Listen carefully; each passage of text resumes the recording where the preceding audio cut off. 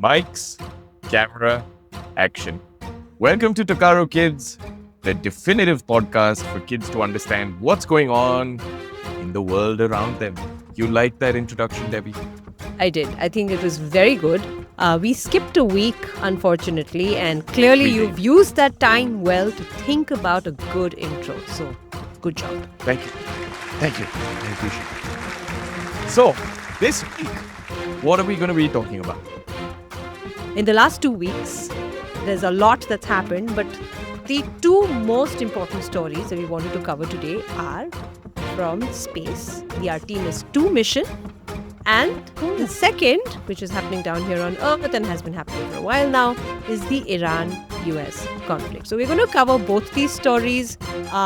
We are going to go into detail with the first one. The second one is an ongoing story, so we'll just give you a quick update. So that's what's planned for today's episode.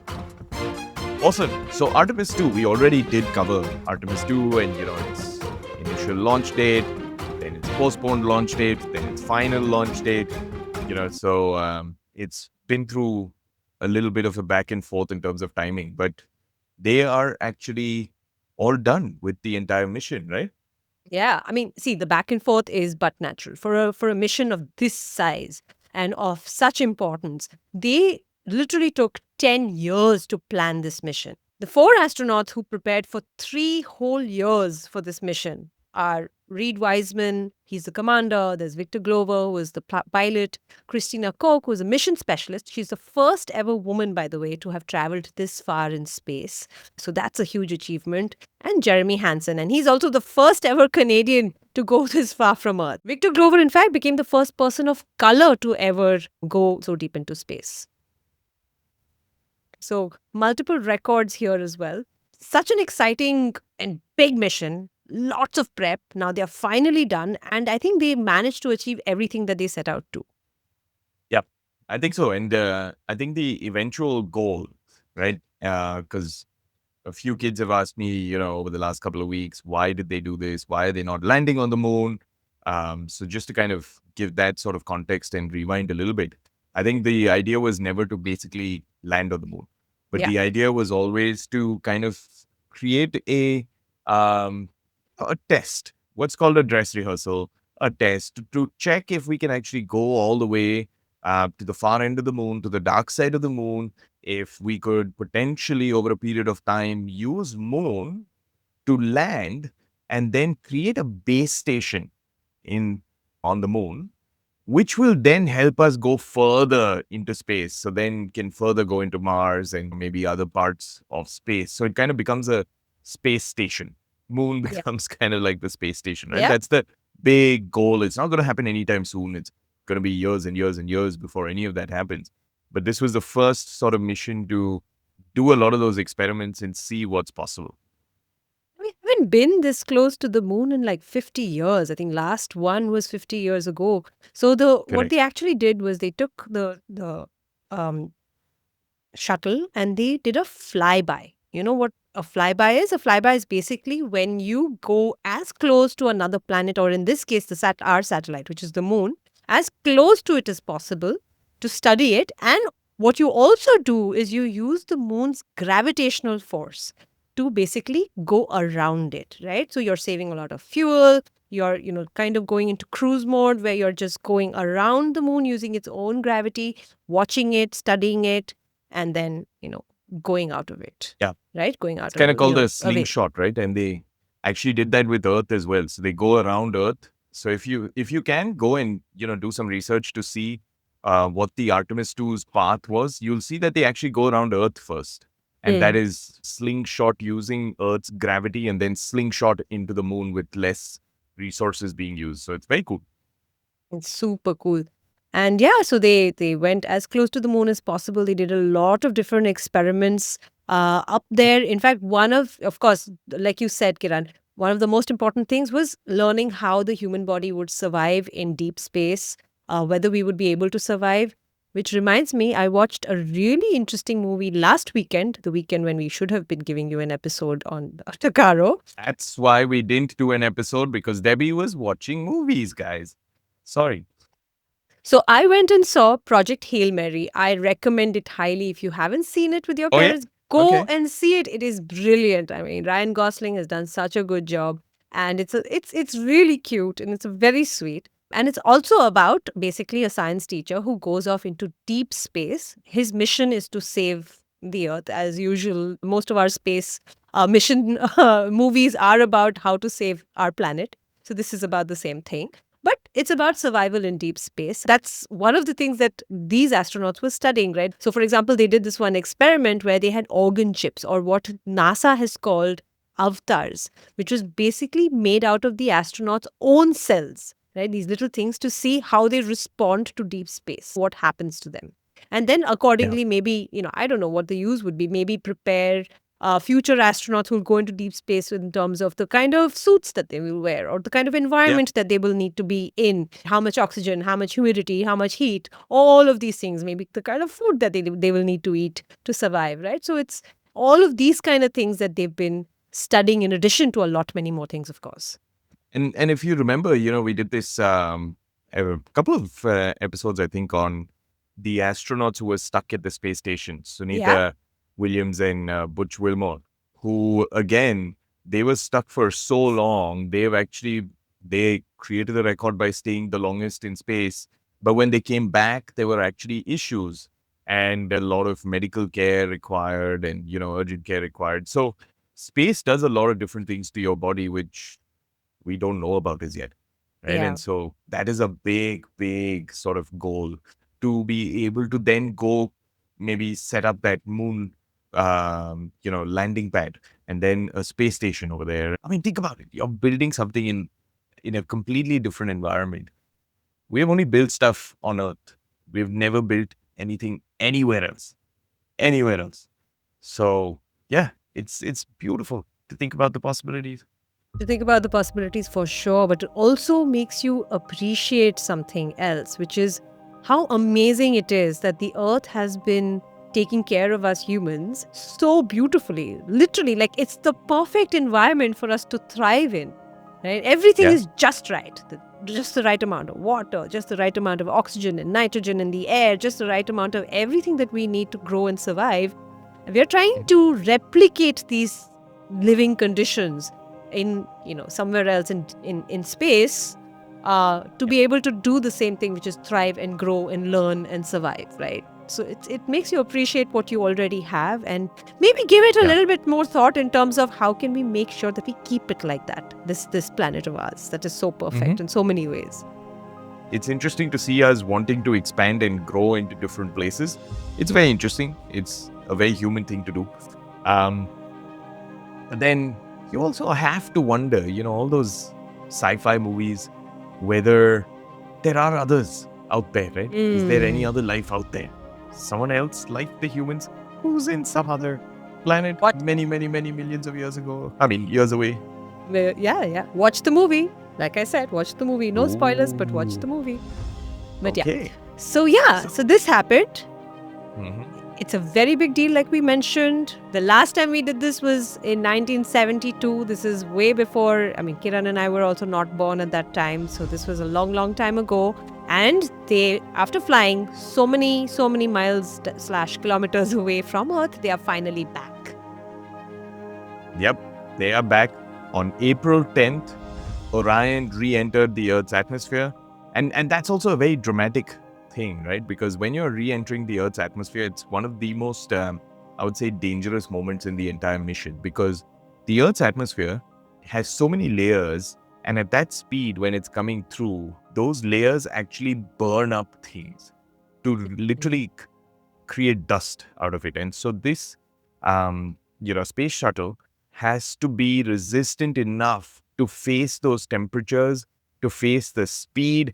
I think at one point it was reaching a peak speed of 25,000 miles per hour, which is absurd. You're coming down and you are seeing just fire outside your window, right? That's what the astronauts see.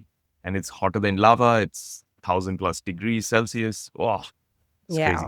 Yeah, it's a lot. So that's the other thing, right? I mean, imagine the amount of studying and science and data collection that's gone into figuring out, okay, this is how much we can manage for the Yeah. shuttle to survive, the capsule to survive, as well as the astronauts inside to also not be too uncomfortable when you're making this descent back into the Earth's atmosphere.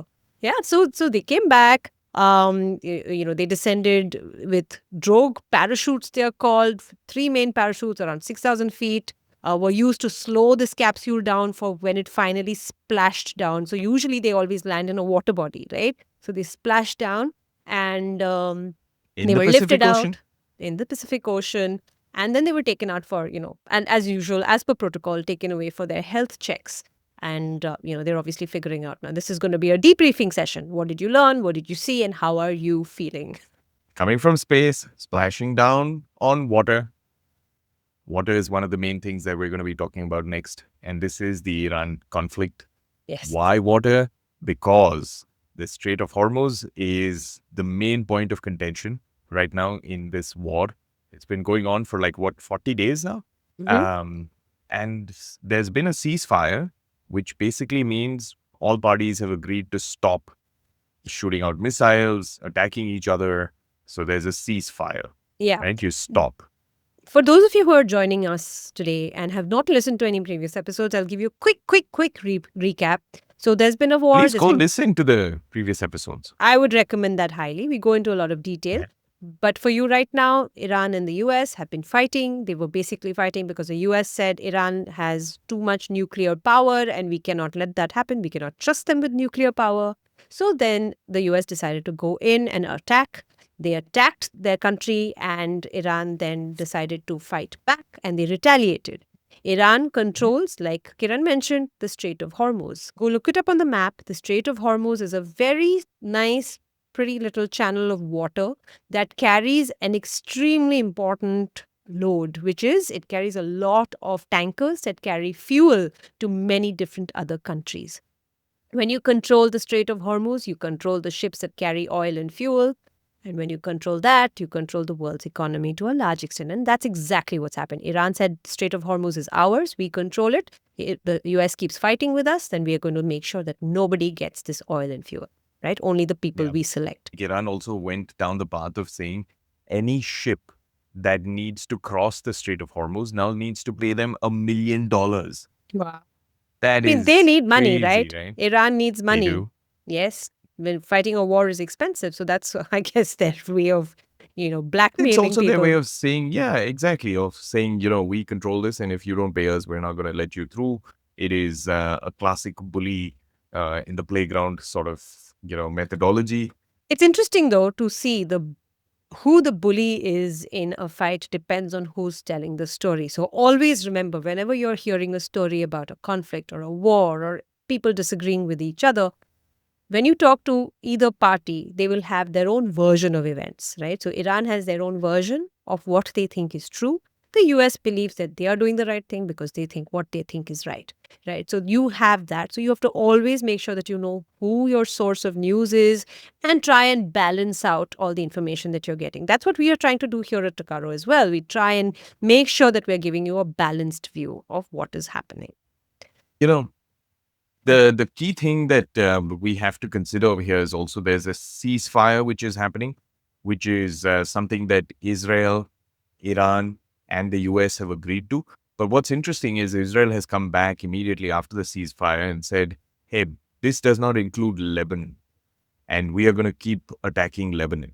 Because Lebanon is where the Hezbollahs are.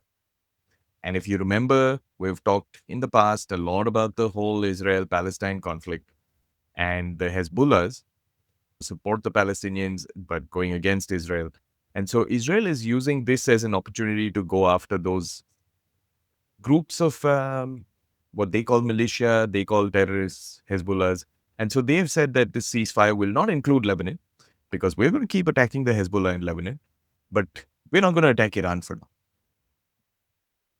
That's where it starts becoming a little interesting because, it's because how do you say there's a ceasefire, but only this one part? I'm not going to. Yeah, because that was the thing. The attacks are not just happening in Iran itself. It's happening in the neighboring areas. And Iran is attacking back. They're attacking Israel. And they're also attacking other Gulf countries, which are where Yeah, there are US bases. they're attacking Qatar, the UAE, all of those regions, right? So negotiations are, of course, now going on during the ceasefire time. They're happening in Islamabad, Pakistan, which is really, again, an interesting choice of location. Pakistan has come forward and said, we will be your partners in this meeting where we'll try and help both of you find something that, we can both be happy with. So that's a very important role, the negotiator or the diplomacy role that Pakistan is going to play. Today, April 11th, is when there's a huge meeting, in fact, happening in Pakistan. JD Vance, who's the vice president of the United States, is going to be there. So, like he said, this story is not going to end anytime soon. We'll keep getting you updates from there. That's pretty much where we're at for this episode. Now that we've covered the space story, we've covered the water story. I mean, We are now- water/fuel story. Water/fuel/war. Yeah. It is time for the quiz question. It's been 2 weeks since we asked a quiz question, Debbie. So what is this week's quiz question? Well, I came prepared. It's a good one. It's to do with the space story, not the Iran story. The question we're asking this week on Takaro Kids is, where did the Artemis II mission take off from? Very, very simple. Earth. Correct. Correct answer. Kiran wins this week's quiz. We are done. Yes. Yes. Yes, it is Earth, but I want to know specific location, right? So I'm going to give you options. You can pick one, which is the correct answer. Option 1 is Cape Hope. Option 2, Cape Canaveral. Option 3, Batman's Cape. And option 4, the Kennedy Space Center. Okay. Interesting. I thought the last option was going to be different. Kennedy Space Center. I think in our script we had said it would be SpaceX as an option. Yeah, but then No? you don't control the quiz, Kiran. Let's make that very clear, kids. I am your quiz master, not Kiran. So listen to me. The options I gave, Excellent. those are the ones. Cape Hope, Cape Canaveral, Batman's Cape, or Kennedy Space Center. What is the right answer? Send us your answer and you could be the lucky winner. Don't have to be the first person, don't have to be the last person. You don't have to send it 15 times, but send it to takarokids.com or on our Instagram. Get your parents to DM us with the answer, and one lucky winner wins a gift certificate and some other goodies. Like the winner for last episode's question. The last episode's question was, what is that famous movie about a killer whale who was released from captivity and released into the ocean? The options were Free Willy, Jaws, or Julia and the Whale. Free Willy is the right answer. Now, this week's winner is Leela Krishnamurthy. Congratulations, Leela. Yeah. Send in your answers, www.takarokids.com, or you can send it to us on Instagram. Get an adult to help you. Send us a DM with the correct answer as many times as you wish, and we will pick a winner. Congratulations, Leela. Your gift certificate and your goodies are going to reach you fairly soon. Keep listening, keep spreading the word about Takaro so that all your friends can also listen in and, of course, participate. But they'll listen in and learn about the world a little bit more. Until next week, bye-bye. Goodbye.